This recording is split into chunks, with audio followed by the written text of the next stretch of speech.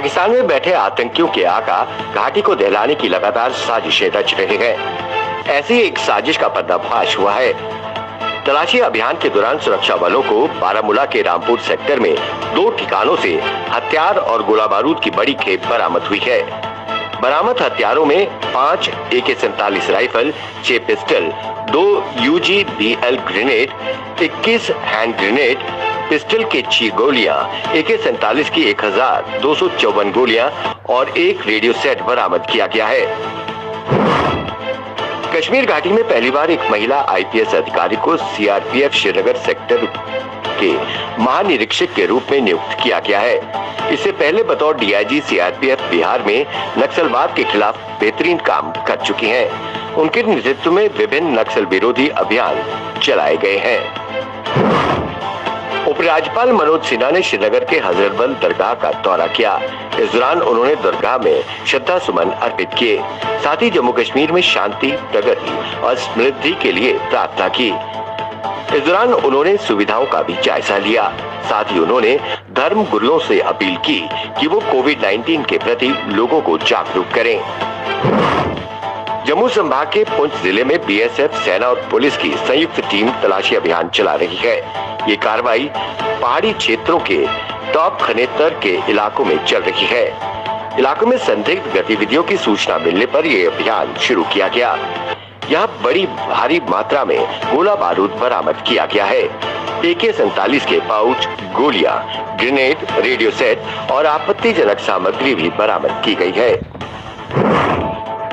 जम्मू कश्मीर व लद्दाख के हर राम भक्त के घर के लिए श्री राम जन्मभूमि तीर्थ क्षेत्र ट्रस्ट अयोध्या के भूमि पूजन का प्रसाद वितरण समारोह का शुभारंभ भगवती महाकाली शक्तिपीठ गलवड्डे जम्मू में विहिप के केंद्रीय मार्गदर्शक स्वामी दिनेश भारती गुरुजी के कर कलमों द्वारा आरंभ किया गया। जम्मू में पिछले दिनों हुई भारी बारिश के चलते विभिन्न वार्डों में लोगों को हुए भारी नुकसान का जायजा लेने के लिए मेयर चंद्रमोहन गुप्ता द्वारा वार्ड नंबर 44 नानक नगर का दौरा कर बारिश से हुए नुकसान का जायजा लिया गया। साथ ही आश्वासन दिया गया कि जल्द ही पानी निकासी के लिए स्कीम के तहत काम शुरू करवाया जाएगा ताकि आने वाली बारिशों में लोगों को राहत मिल सके। जम्मू में आज तालाब तिल्लो के वार्ड नंबर 30 में कांग्रेस नेता संजीव शर्मा की अगुवाई में यूटी प्रशासन के खिलाफ जमकर नारेबाजी की गई। उन्होंने आरोप लगाया कि काम करने वाले और ईमानदार तहसीलदार की सस्पेंशन ऑर्डर को तुरंत वापस लिया जाए। जिप्सम माइनिंग प्रोजेक्ट में आ रहे लोगों को परेशानियों को सुना गया। इस माइनिंग प्रोजेक्ट से प्रभावित लोग, वरिष्ठ नागरिक, सरपंच व आसपास के गांवों की बड़ी संख्या में लोग उपस्थित थे। वहीं ACR ने प्रभावित क्षेत्रों के स्थानीय बेरोजगार युवाओं के लिए रोजगार के अवसर पैदा करने पर जोर दिया।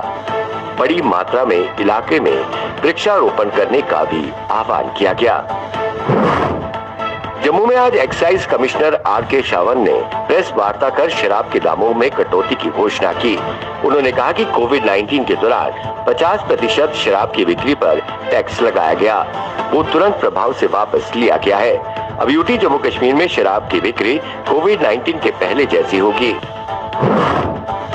चीनी सेना की घुसपैठ के 2 दिन बाद लद्दाख सीमा को लेकर बड़ा खुलासा हुआ है। सेना ने पेंगोंग त्सो झील के दक्षिण किनारे को भारत ने अपने अधिकार में ले लिया है। यहाँ की कई चोटियों पर भारतीय सेना के जवान तैनात हैं। वहीं रूपांगुर झील और उसके किनारे चीन द्वारा बनाई गई सड़क को भी भारतीय सेना ने अपने अधिकार में ले लिया है। देश के पूर्व राष्ट्रपति भारत रत्न प्रणब मुखर्जी पंच तत्व में विलीन हो गए। उनके बेटे और कांग्रेस नेता अभिजीत मुखर्जी ने उन्हें मुखाग्नि दी। दिल्ली स्थित लोधी शमशान घाट में उनका अंतिम संस्कार किया गया। सुशांत सिंह राजपूत आत्महत्या मामले में जांच कर रही CBI रिया चक्रवर्ती के माता पिता सहित 8 लोगों से पूछताछ कर रही है। जांच एजेंसी आज रिया चक्रवर्ती से पूछताछ नहीं करेगी। चीन की हरकतों को देखते हुए भारतीय सेना ने पूर्वी लद्दाख में पेंगोंग झील के आसपास सभी रणनीतिक बिंदुओं पर सैनिकों और हथियारों की तैनाती बढ़ा दी है। चीनी सेना द्वारा नाकाम हुई घुसपैठ के बाद पूर्वी लद्दाख में एलएसी से लगे सभी क्षेत्रों में समग्र निगरानी तंत्र को और मजबूत किया गया है। जम्मू संभाग के कटरा के चमेरा गांव के लोगों ने सड़क बंद कर पीडब्ल्यूडी और रेलवे विभाग के खिलाफ जमकर नारेबाजी कर विरोध प्रदर्शन किया। उन्होंने आरोप लगाया कि यहां सड़कों की हालत खस्ता है, लेकिन प्रशासन का हर अधिकारी सिर्फ आश्वासन देता है। इस सड़क पर बड़े बड़े लोड कैरियर्स, रेलवे के ट्रक चलते हैं। सड़क पर जगह जगह गड्ढे ही गड्ढे बने हैं। यहाँ पर और आसपास के लोगों को सरकारी अधिकारियों ने सिर्फ आश्वासन ही दिया है, पर सड़क ज्यों की त्यों ही बनी हुई है। जिला सांबा के महेश्वर में एक दर्दनाक सड़क हादसा हुआ। एक पुरुष और महिला दोनों गंभीर रूप से घायल हो गए। घायलों को अस्पताल में भर्ती कराया गया। डॉक्टरों की लाख कोशिशों के बावजूद भी दोनों को नहीं बचाया जा सका। इलाज के दौरान दोनों ने दम तोड़ दिया।